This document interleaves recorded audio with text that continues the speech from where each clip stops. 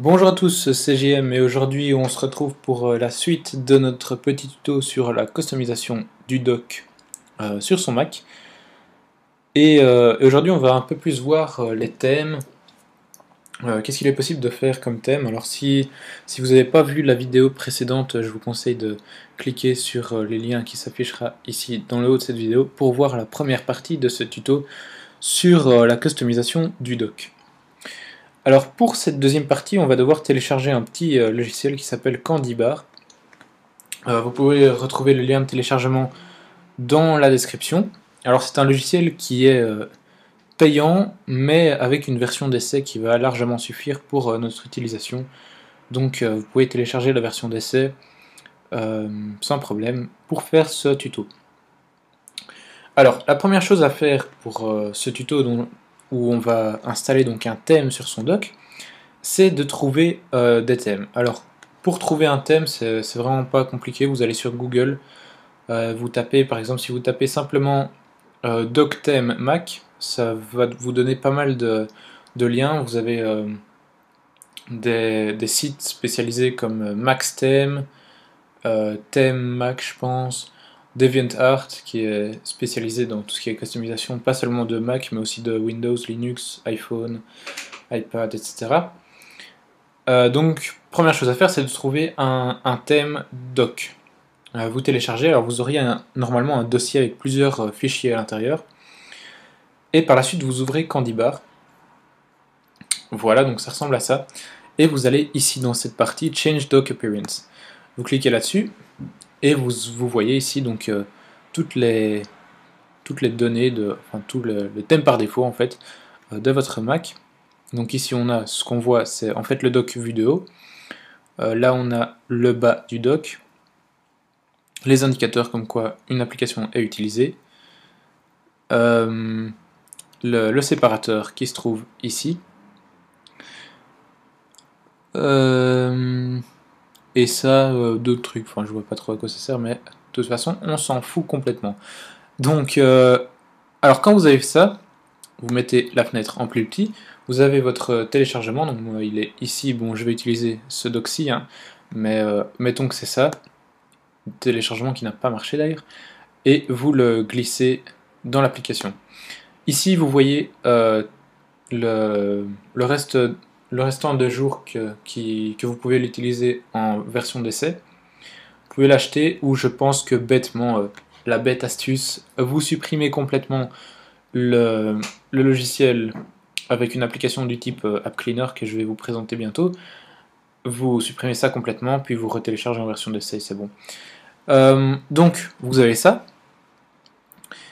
On va donc dans Dock ici, et alors vous allez glisser, et il va vous rajouter une section ici. Ici, donc j'ai déjà Cardboard Dock et Float. Float qui est un truc pour icônes, avec le dock ici. Donc j'ai moi deux thèmes, et on voit les docks dans le bas. Soit dit en passant, ce petit logiciel vous permet aussi de modifier plus facilement vos icônes. Donc je vous avais montré une petite astuce pour modifier vos icônes, manuellement on va dire. Ce logiciel vous permet de le faire automatiquement, ou en tout cas vachement plus rapide, puisque mettons que ici j'ai toutes ces icônes-ci que je veux remplacer. Eh bien, au lieu de devoir passer mon temps à modifier une par une chaque icône, je clique juste sur Use these icons et puis Apply icons et c'est bon. Donc ça vous met vraiment tout, il vous suffit de télécharger un pack d'icônes, vous foutez ça là-dedans, hop, vous cliquez là-dessus, vous faites Apply et c'est bon. Donc ici on a deux docks, moi je vais utiliser celui-ci, donc je fais tout simplement Use this dock, il va me demander si je veux vraiment le faire, je fais Appliquer, là il va demander le mot de passe. Alors ça, si vous avez un mot de passe un peu trop compliqué pour toutes les modifications de type customisation, ça va vous servir de mettre un mot de passe que vous aurez plus facile à retenir. Ou avec OnePassword, que je vais aussi vous présenter bientôt. C'est pas mal de trucs à vous présenter. Donc voilà, donc il demande si on veut relancer le dock. Bah oui, on veut, parce que sinon on voit pas la modification. Et donc, tadam, hop là, on a un nouveau dock. Un peu style carton, c'est le dock... la base que j'ai utilisée pour faire mon petit aperçu que je vous ai montré l'autre jour. Donc voilà, on a ici notre nouveau dock, assez sympathique avec ce petit effet carton comme ça. Je sais pas si vous trouvez que ça ressemble vraiment à du carton. Je trouve que ça va encore, hein, c'est sympa, j'aime. Ou bien, bah, pour changer le dock, utiliser celui-ci par exemple, on va utiliser, hop. Alors celui-là j'aime moins, mais bon, c'est bien parce que c'est vous. Hop. Alors je suppose qu'il y en a parmi vous qui vont sûrement préférer ce dock-ci. D'ailleurs c'est vrai, en fait, je vais être sincère, ce dock-ci en fait est meilleur, je trouve, mais avec ces icônes-ci. Hein. Je trouve que la corbeille et toutes ces icônes-ci sont un peu pourries, pour pas dire complètement. Mais voilà, il y en a qui aiment, je fais partie de ceux qui n'aiment pas. Mais voilà, il faut de tout pour faire un monde. Et donc voilà, on a notre dock, comme ça. Alors maintenant, ce qui peut être intéressant, c'est de remettre le dock par défaut. Et bien là, on va dans n'importe quel thème, celui-ci ou l'autre.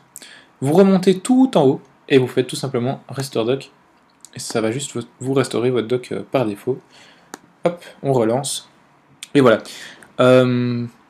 Donc, petite info aussi pour le mot de passe. Donc, vous avez vu qu'il vous suffit de mettre une fois le mot de passe et par la suite il retient. Donc, il considère que vous êtes toujours la même personne qui modifie le Mac. Donc, il vous demande plus le mot de passe, qui est assez intéressant parce que retaper chaque fois son mot de passe, c'est parfois barbant. Alors, j'ai le syndrome du vidage de corbeille intempestif. Hein, je vide ma corbeille tout le temps. Donc voilà. Donc c'est tout pour cette petite astuce. Donc qui vous permet d'ajouter des docks, des thèmes à son dock. Pour ceux qui n'ont pas nécessairement besoin de tutoriel, hein, vous pouvez chercher déjà comment modifier vos icônes directement, depuis des packs d'icônes, etc., via Candybar. C'est vraiment pas compliqué à comprendre. Hein, donc voilà. Pour les autres, je ferai une vidéo bientôt. Et enfin, pour ceux qui auraient du mal à trouver des sites de téléchargement de thèmes pour doc, je vous mets quelques liens dans la description. Donc voilà, c'est tout pour cette vidéo, et on se retrouve très bientôt pour d'autres vidéos de customisation, de présentation d'applications et autres. N'hésitez pas à vous abonner, ça me ferait vraiment plaisir. Abonnez-vous, aimez la vidéo, commentez aussi, hein. N'hésitez vraiment pas à laisser des commentaires, je vois que les commentaires ça baisse un peu, n'hésitez vraiment pas à commenter. Même si c'est pour des avis négatifs ou quoi, je prends tout, hein. De toute façon, je suis qu'au début de mon aventure tutorielesque, donc il n'y a vraiment aucun souci.